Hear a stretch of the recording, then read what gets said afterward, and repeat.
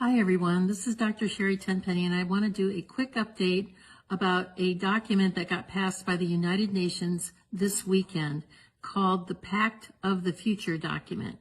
It's two parts, one on science and technology and one about the youth and future generations. It is quite egregious, and it was done by a procedure called the silence procedure, which makes it a pact.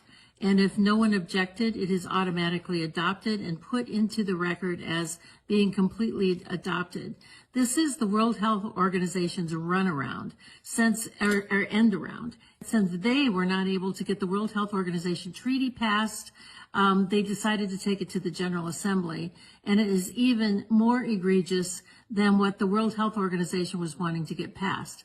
Let me just read you something really quickly about what is inside of this pact that is now being accepted by 193 nations around the world and equally open-armed accepted by our current administration.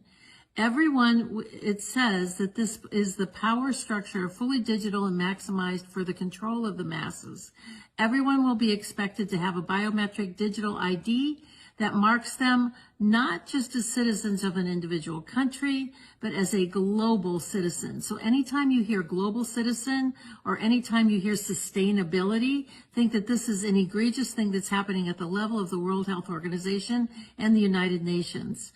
Anyone that has a dissonant opinion will be labeled as misinformation, disinformation, or malinformation and memory hold. Perpetrators for unapproved information will be fact-checked and punished by the system, which will be operated and enforced by artificial intelligence. Punishments will include being locked out of one's bank account, being unable to make certain purchases, unable to get on an airplane, on a subway, drive on public roads. This is the future, according to the world's self-appointed overlords at the United Nations. These are unelected bureaucrats that are making decisions about our country, our sovereignty around the world. Nothing could be more important at this point in time than to get prepared.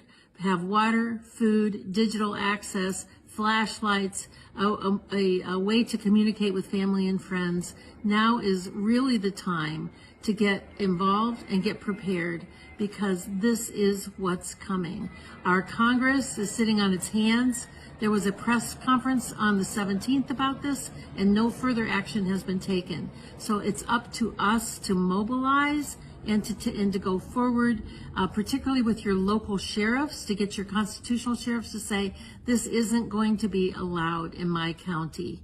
Thank you very much. Take action. We've been talking about the onset of one world order, one world government, one world religion, one world money for a long time. Well, it's no longer coming. It's here.